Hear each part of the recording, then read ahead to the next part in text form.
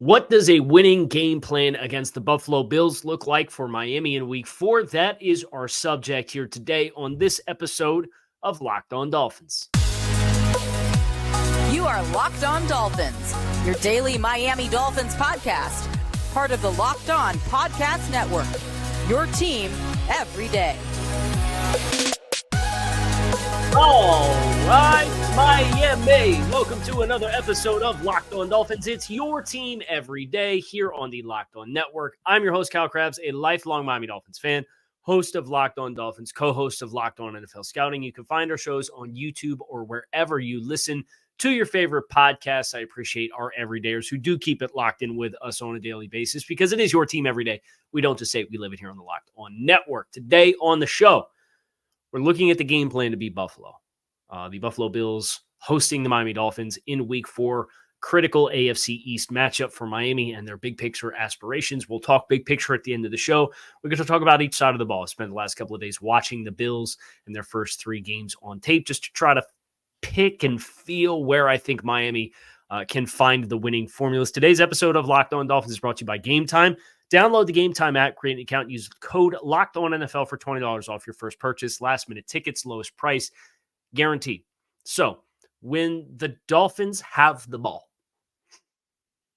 I will say this. Buffalo has played 3 teams thus far whose amount of pre-snap stress is not equal to that of which the Dolphins are going to apply to them. And I do not say that in a way that is meant to diminish the legitimacy of the Buffalo Bills defense because they are talented. They are extremely well coached.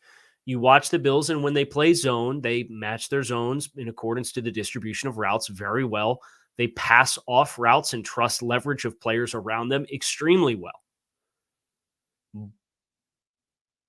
But the teams that they faced haven't really put them in too much stress of trying to generate and manufacture communication breakdowns because they've largely been static offenses.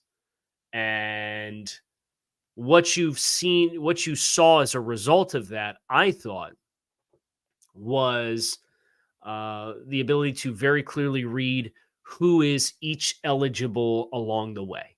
The slot receiver is the 2. So the nickel defender is going to read the 2, and based off his release, it's going to dictate whether that player carries or passes off and then is allowed to sink and take the check down. So it all zone defenses that rely on passing off route stems, you got to muddy the waters more.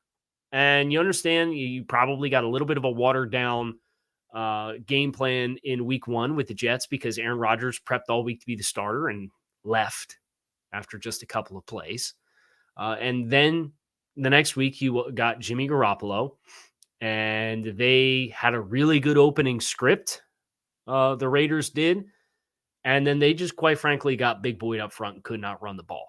So whatever you were going to try to do, and the Patriot system is not really one that relies on a lot of pre-snap movement and shifts of motions anyway. And that's what they're running in Las Vegas. And then you had Sam Howell in his 4th career start. So it felt like you got a very watered down version of a game plan there. And I thought that one was the most egregious one because of how they space the field. I mean, they're running some concepts, and Buffalo's just not stressed at all. So you have to stress the pre and post snap communication. That is a thing that is obviously very low hanging fruit to project for Miami because they are at motions or at snap motion, the highest rate in the NFL. So I would throw the kitchen sink at them for shifts, motions. It's referred to as the number of players that cross the center. So think about some of the counters and the jet sweeps and the end arounds that Miami has run, putting all that eye candy to kind of freeze linebackers in place, maybe force a miscommunication if you're going to run out of a bunch set or you're going to stack a guy and motion a third guy out there. And with speed, is he now the 1? Is it based on the timing? Is he the 3? Is he the 2? That is something that I'm really fascinated to see how well prepared Buffalo is. But I think that is an essential part of Miami having success offensively.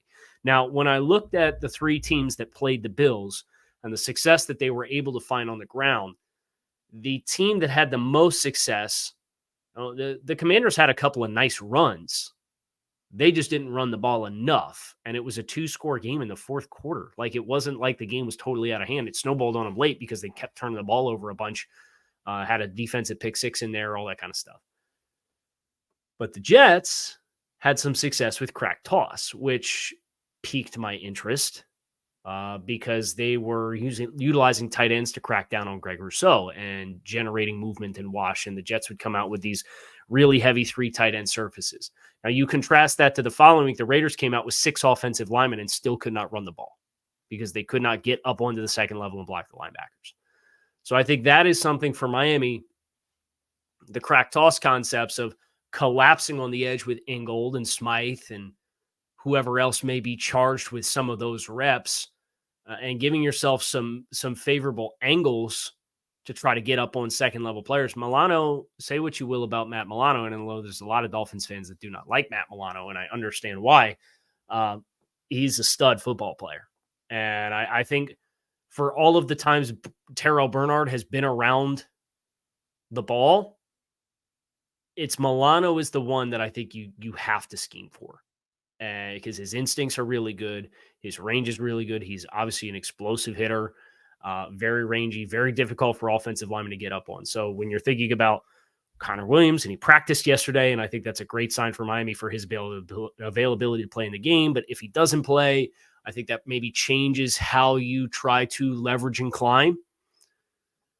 But seeing the Jets have success knocking Leonard Floyd, smaller edge guy, Greg Rousseau, really, really powerful player, but is a little bit of a taller player because he's so angular with his build. You can get under these guys with heavy blockers on the edge and use the speed to run outside and then try to leverage walling off or forcing Milano to run around traffic to get back into the fit, as compared to if we're just going to run wide zone or we're going to run inside zone and rely on doubles and climbing off of it to get up on top of Matt Milano in the middle of that Bills defense. So that's something that stands out to me as well, is seeing the Jets get success on the edge with tight ends and creating wash. Then you're putting Taron Johnson in a critical element and his ability to fulfill a role as the run support player in the nickel. Who do you trust to block him when you're running the ball? I think the Dolphins receivers, even without River Craycraft, you get admirable effort. That might be Alec Ingold coming up through a gap from time to time as well. And I really like your odds on those situations. So I think power runs outside the tackle is where I'd really like to see Miami probe and try to win early. Just because that was where, when teams had success running the ball against Buffalo in the first 3 weeks, it has been power runs that do not just run up the gut. They do have Ed Oliver's a smaller player, but Daquan Jones, I know Poona Ford hasn't really played a lot of snaps, but his presence there is one that you acknowledge as a potential player that could be a matchup problem if you're going to try to run downhill. So power runs to the edge, obviously the shift motion, try to test communication breakdowns, muddy the waters of who is what number eligible, because they do pass things off.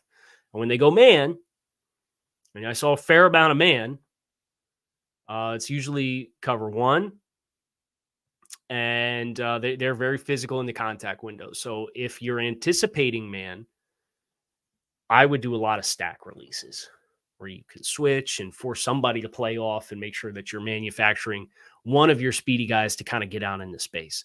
Now, if you're anticipating that they're going to bracket you with Hyde and Poyer in the corners with your star players, then I would put the star players on the line of scrimmage and force the player that's playing off to get into a true one-on-one situation with a free release. That's what I would look for. Now, I have one other note and observation for the run game for Buffalo that I want to give you guys. But before we do, I do want to make sure that we get our first break and I get a chance to tell all of you about our friends over at DoorDash. So stick with us. If you are missing that key ingredient for your favorite game day meal, you might want to check out DoorDash. You've trusted DoorDash to deliver your favorite restaurants And now you can get grocery delivery with actual drivers too. With thousands of grocery stores to choose from, you'll find the best in your neighborhood and boost your local economy with each and every order. You'll get exactly what you ordered, or they will make it right. So sit back, enjoy quality groceries just like you picked them up yourself. And if you want even more value, you can save on all of your grocery and restaurant favorites with a $0 delivery fee on all eligible orders with a Dash Pass membership. Get 50% off your first DoorDash order, up to $20. When you use code LOCKEDONNFL at checkout. Limited time offer, terms apply. That's 50% off, up to $20, no minimum subtotal, and zero in delivery fees on your first order when you download the DoorDash app in the App Store and enter code LOCKEDONNFL. Do not forget that is code LOCKEDONNFL for $50 off your first order with DoorDash. Perhaps you, spur of the moment, are Western New York-ish. You want to go to the game.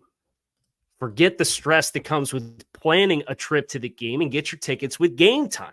Gametime is the fast and easy way to buy tickets for all sports, music, comedy, and theater events near you with killer last-minute deals, all-in prices, views from your seat, and the best price guarantee.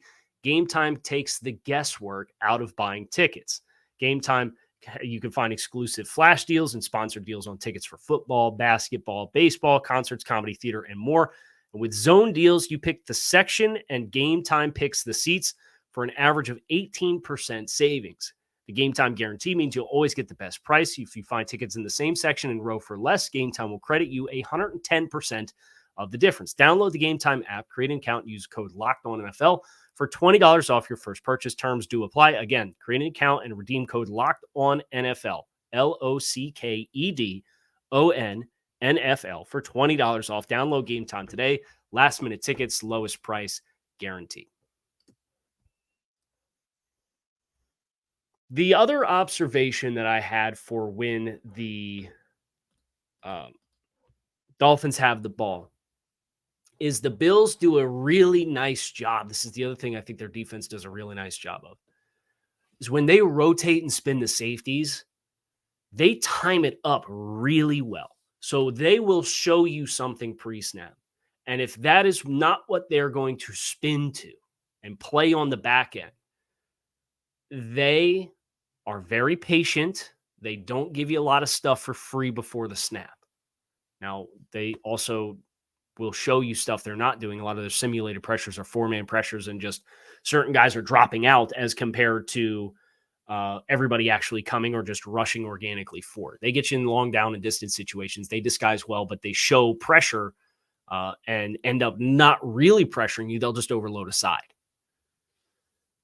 So I think something that's important for me is the Dolphins getting up to the line of scrimmage and implementing a hard count, trying to, and I understand it's a road environment, so that can be difficult. Get yourself enough time at the line of scrimmage that you can prompt and facilitate some tells. Maybe a fake clap. See if one of the safeties starts to jab down.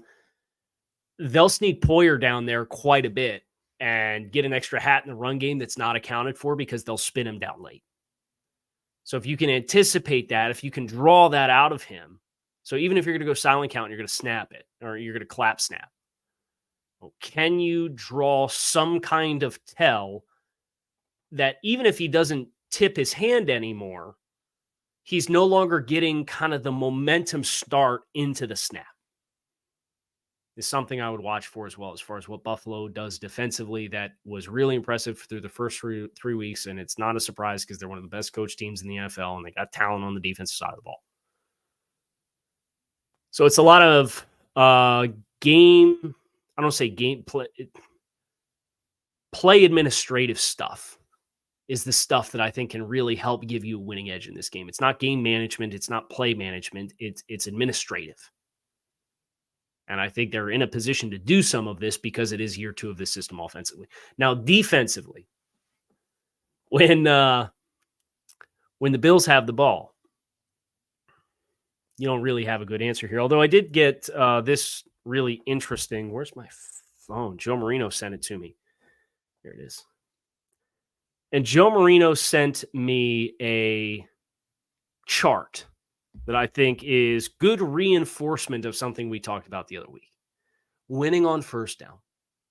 And Oklahoma head coach Brent Venables had a really interesting clip that came out in the last week talking about one of the greatest predictors of success in a football game being you winning on 1st and 10 on either side of the ball.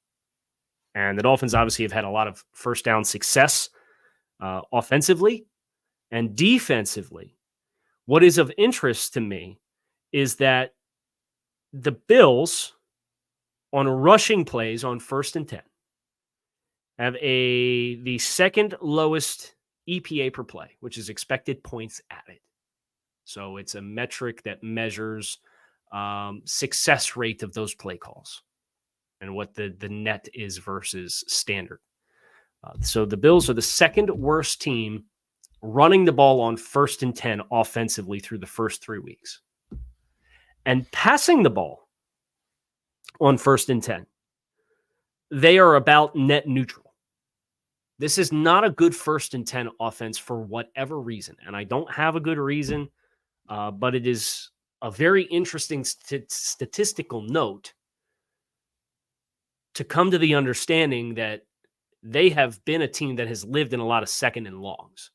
You want to continue that. So what I would do on 1st and 10 is I would give a lot of attention to Stephon Diggs. I don't want to say you want to load the box because then you're taking away from the ability to pay attention to Stephon Diggs. But what I would be prepared to do is run some of these very game plan matchup coverages like Zeus, which is a Fangio coverage that results in 2 defenders whose primary read and focus is a designated receiver. I'll try to run that on 1st down. And then you depending on the down and distance, I'd probably run it again on 3rd down just to make sure you are prompting the right matchups. And you are prompting Josh Allen to work through other receivers to have success. Now, this is a predominantly 12 personnel offense. It's Dalton Kincaid and Dawson Knox. It's whatever running back, James Cook. They do have Latavius Murray and they do have Damian Harris. So they do have a couple big body guys, but it's usually James Cook. It's Stephon Diggs. It's Gabe Davis. That's the base offensive personnel. I assume you're going to live in nickel. What's tough is living in nickel against 12 personnel team. Of course, that puts you in a position where you're going to have a defensive back who is drawing a tight end in coverage, and there's a big size mismatch there. So do you go 3 safeties? Probably not. Is this a game where you get a little bit of Javon Holland down low? Maybe. Brandon Jones got some defensive snaps. Was it enough to get him on the field? These are questions that I won't have the answer to. But I would expect a lot of called coverages designed to force Josh Allen to work through the complementary components of the offense. Don't let Stephon Diggs be the reason you lost the game. Now, does that mean that you put Xavier Howard on Gabe Davis? Do you want Kader Kohu on Gabe Davis? I think that's a really interesting decision.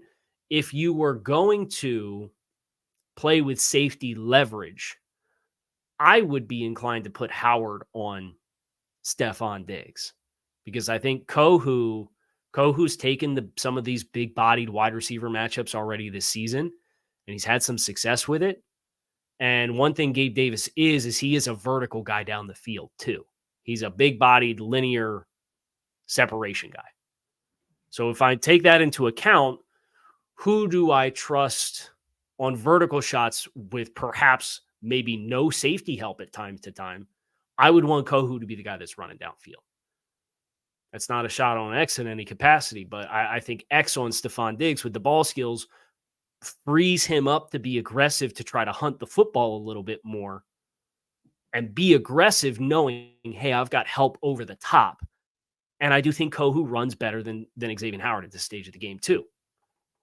So for me, I think that's how I would probably try to handle it. We'll see if the team handles it the same way. And then I'd be prepared to contain rush. For all of the want of getting Josh Allen on the ground, and the Dolphins pass rush in the playoff game had success getting to Josh Allen. And facilitating some bad plays, some bad decisions, some turnovers. Osiris Torrance going to have to grow up on Sunday for the Bills. You got two really, really talented interior defensive linemen. You got to win some one-on-ones there. But I want my edge guys to try to keep Josh in the pocket because there's very few that are better when he gets outside the pocket than Josh Allen because he has access to the full field, regardless if he's running to his left or his right. I want to try to keep him in the pocket and understand I got to win inside with my rush and disrupt in his face. I don't want him getting out on the edges because that's when he'll really kill you as a runner, and it's when he'll really kill you throwing the ball. So my pass rush might be contain rushes where I might, by design, overtrace the outside arc and then try to work back up towards the line of scrimmage and hope that I'm going to coax him into the B gaps and then I can catch him from behind. Easier said than done, obviously. This is one of the best quarterbacks in the game. So we are going to zoom out at this stage. And we're going to talk about what is at stake throughout the course of the conference and the AFC East, and remind ourselves of our big picture goals and aspirations for this Dolphins team as we do on Fridays as we get ready to bring this episode of Locked On Dolphins to a close. So stick with us. Our friends at eBay Motors have teamed up with Locked On Fantasy Football host Vinny Iyer to bring you some of the best fantasy picks of each week all season long. So whether you're prepping for a daily draft or scouting the waiver wire, every week we're going to provide you the winners that are a guaranteed fit on your roster. So let's see who Vinny has picked out for us on this week's eBay's Guaranteed Fit Fantasy Pick of the Week. I'm going to keep it in the Shanahan system. 49ers second-year quarterback Brock Purdy is picked up where he left off as a star rookie passer down the stretch in 2022 with a sharp play in Kyle Shanahan's diverse, loaded passing game this season. Purdy's playing off Christian McCaffrey's running and delivering nicely through the red zone with his arm and legs. In week 4, Purdy gets a favorable matchup at home against Arizona's defense. I don't care that they beat Dallas last week. The expectations for Arizona are at a certain threshold. Purdy should manage multiple scores plus 250 plus passing yards as San Francisco builds an early big lead on their way to another blowout. Vinny Iyer of Locked On Fantasy Football is going to help you win your fantasy football championship. And eBay Motors knows a championship team is about each player being a perfect fit. The same goes for your vehicle. With over 122 million parts, your number one ride or die, you can make sure your ride stays running smoothly.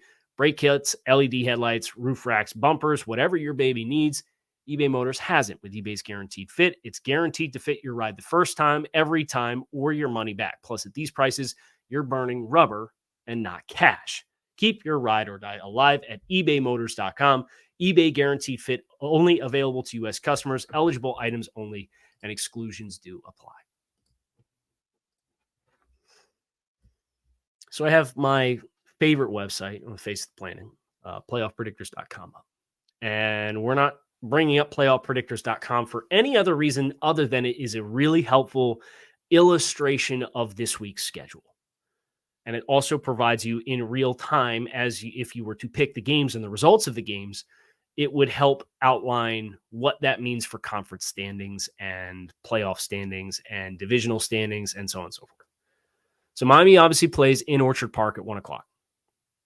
You have 2-2-1 teams playing in the AFC North between the Ravens and the Browns.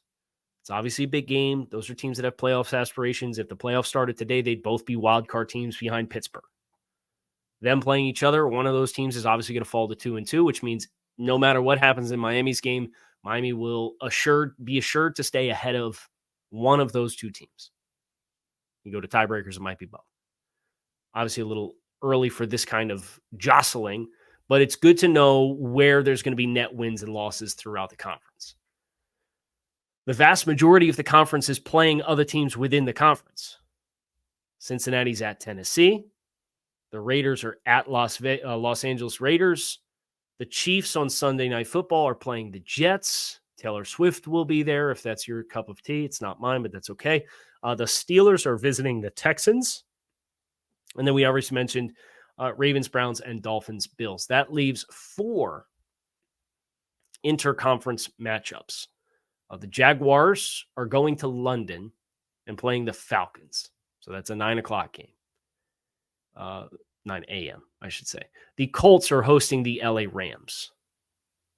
The Denver Broncos are visiting the Chicago Bears. And the New England Patriots are visiting Jerry World and playing the Dallas Cowboys. So you look at within the division, if you just picked the better team for those two games, New England and the Jets are potentially facing 1-3. Now, you still have to play the games. And I'm saying that mainly for New England because Dallas offensively has looked a little sluggish in the first couple weeks. I do think Dallas will win the game, but New England, I think, is a team that could pull off an upset there. I do have no expectations for the Jets to beat the Chiefs. So that would put the Jets potentially at 1-3. You potentially get both of those teams at 1-3. That's obviously a very big note because Miami is facing the other AFC East team. You win that game, you go to 4-0. The Bills are 2-2. The other two teams are 1-3. You have head-to-head matchups against two of them in that situation. Can't overstate the magnitude of the game. I mean, even if the Patriots win, you'd be looking at 4-0, 2-2, 2-2, 1-3. Every week is important. The race to 10 wins as the first hurdle in the conference. If I would have to guess, I would say the Colts lose to the Rams. I think the Rams have a little bit more juice offensively. I don't think the Colts have the pass rush to punish them. So I would say that team probably falls to 2-2. I think the Chiefs get to 3. There's no other team in the West that could possibly get to 3 wins.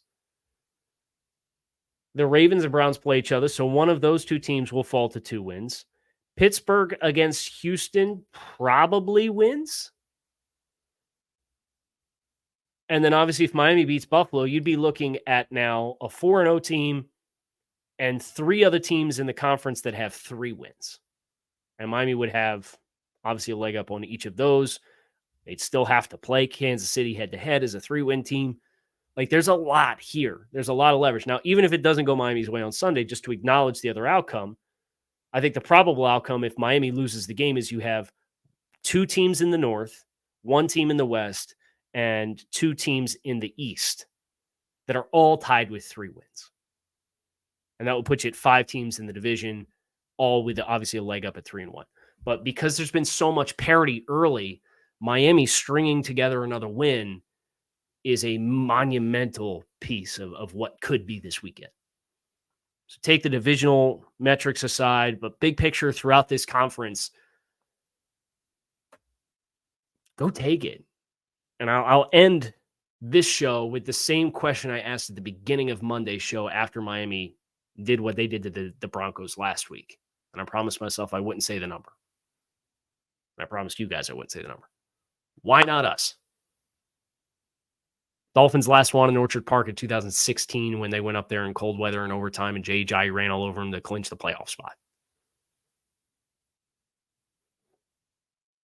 Time for another big win in Orchard Park. We'll see if they can do it. Fins up. Appreciate you guys checking out the show. Make it a great rest of your day. Enjoy the football that lies ahead of us. I will be back again very soon. Now, full disclaimer, my household is on baby watch. My wife's due date was yesterday, and that came and went. So if your regularly scheduled programming is a little off kilter, that's probably why. But I will make sure you get all of the Dolphins coverage that you all need. Very excited for Sunday's game. Huge opportunity for the Dolphins. Why not us? Fins up.